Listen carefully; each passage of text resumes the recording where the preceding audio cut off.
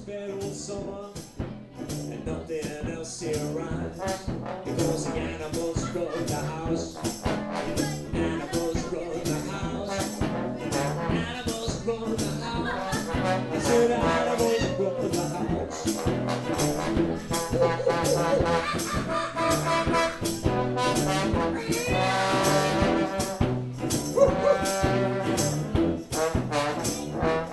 Well, folks, it was one of those days, you know. My sister was giving me a hard time. She said, Vic, don't you look at anything in the neighborhood? I mean, don't you have powers of observation about anything? Are you completely oblivious? And I said, well, yeah, I am actually. It helps me get through life. I just don't notice things. And she said, haven't you noticed that nobody's mowed the grass across the street for like, weeks and weeks? I mean, I think nobody's living there. And I said, well, what do I care? And what did I care? But my sister, she made me go there. She made me go there. You know?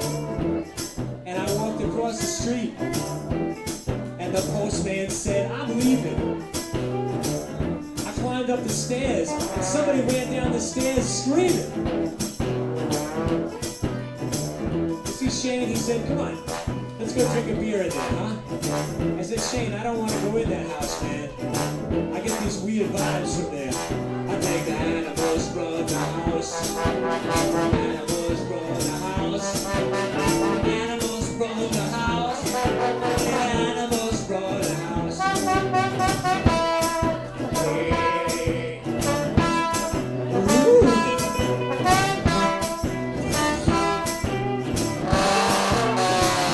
Yes, indeed. I poked my eye, looking through the window. A branch stuck me in the eye, and I thought I was blind for a second. But I came back, and my eyes recovered, and there were little eyes looking at me. Little eyes looking at me from the darkness, like this, going, peering at me from the window. And I thought to myself, I better just go back across the street, because back across the street I feel safe. I hang out in my van in the parking lot. Everything is fine over there. I even have a view of the water. It's beautiful, you know? It's like a penthouse in there in the van. It's like a penthouse. And something told me, Vic, destiny awaits you. You know? And sometimes destiny awaits you. And you know that you can't turn back.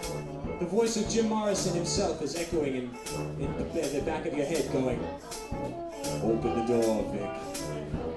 Open the doors, Vic. And I'm like, Jim Morrison, I don't want to open the doors. And Jim Morrison's going, hey man, do you want to live? Do you want to enter the realm of mythological creatures? And I say, Jim Morrison, I don't, actually. And he says, Aldous Huxley told us to open up the doors, and our fragile eggshell minds shattered. And I put my hand on the door, and I opened it up, and I looked inside. And I opened up the door, and I looked inside, and there were spiders on the wall. There were worms on the floor. There was a lemur in the closet. And when I walked down the hall, there was even more. There was chickens in the bathroom, and there was a big dog sleeping in the bed. And when I looked around the corner, I saw a bullfrog sitting on the head. There was a bullfrog sitting on the head. A bullfrog sitting on the head. There was a big bullfrog, a big bullfrog, a bullfrog sitting on the head. Now take it down for a second. Has anybody ever been to the north part of the Bronx, right? Bullfrogs don't hang out there, right? So I asked, why is there a bullfrog sitting on the toilet bowl in an abandoned building? And I looked at him and I said, hey bullfrog, I think you're hiding something from me. And he looked at me and he said, ribbit, ribbit. And I said, listen, Bullfrog, I've been to the Bronx Zoo, and I know that frogs don't make noises like that. They tell us that they make noises like ribbit, but they don't in fact. I said, don't bullshit me, okay? And he looked at me with his yellowy eyes, and he said, okay, man.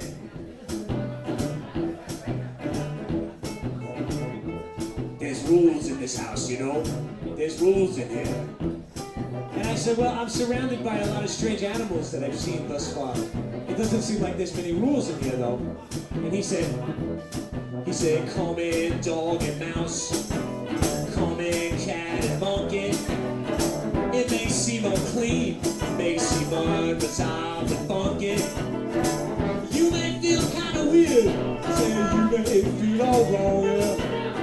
And you would if you do, well that's cause you don't belong, yeah. You see the animals run the house, animals run the house, animals run the house. Who said the animals run the house?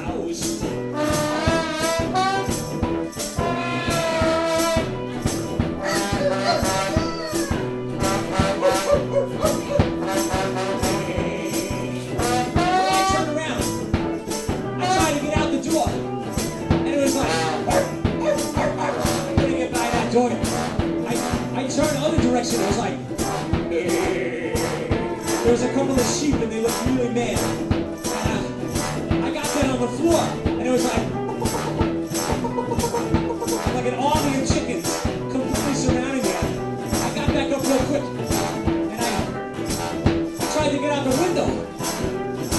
Bad news at the window. It was like, oh man. To change my perspective, so I told the animals, look at me.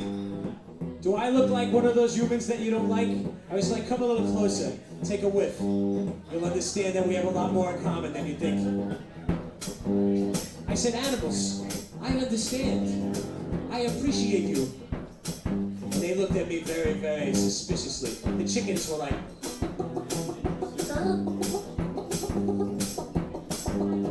and I was like, stop talking about me, chickens. You're not, I'm trying to make a good impression here, you know? And they're like, luckily I speak a little chicken, so I said,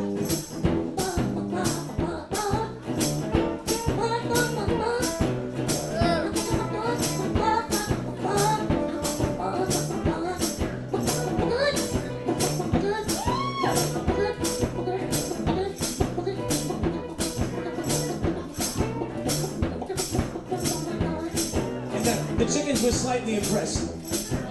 Slightly. I told the sheep that I was into collective bargaining, that I understood the power of numbers. And the sheep were like, they didn't believe me when I told them that I was a socialist. They didn't go for that.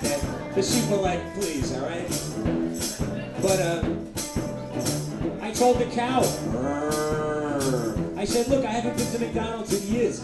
Once I went there to use the ATM, and I even felt guilty about that. And then it was like, he was all right with that. I told the animals, I said, thank you, animals. Thank you, because you don't want me to watch television. You don't encourage me to buy things that I don't need. You don't encourage me to build and to encourage building things in places where you live. Because if I lived where you live, nobody would give a shit what kind of clothes I was wearing. They wouldn't give a shit what kind of job I had. I said, animals, thank you for not caring what school I graduated from, or what books I read recently, or, you know, what kind of sneakers I'm wearing. I said, thank you, animals, for not worrying that there's animals on the other side of the world that don't like you because you heard from somebody that they don't like you, but you never met them. Thank you, animals, because you give me hope. I said, animals, you didn't watch the news recently, so you have no care about the economy, and you have no worries about Congress. You're just hanging out, being animals. dig me. And I started to dig on the animals. And, do I hear any animals in this house?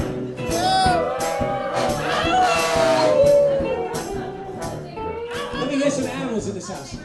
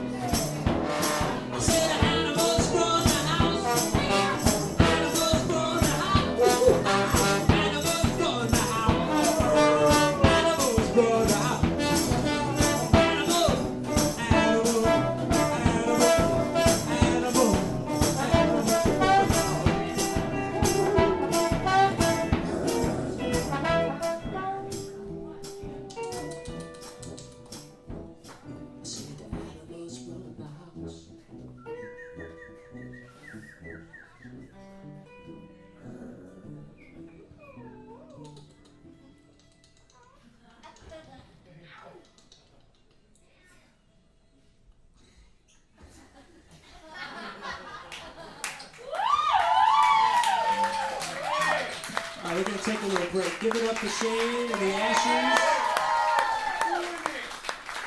Give it up for yourselves a little bit because you guys are really being very cool. And I appreciate that. Seriously. All right. So we're going to take another little break, drink a little water, and come back and play some more. Cool.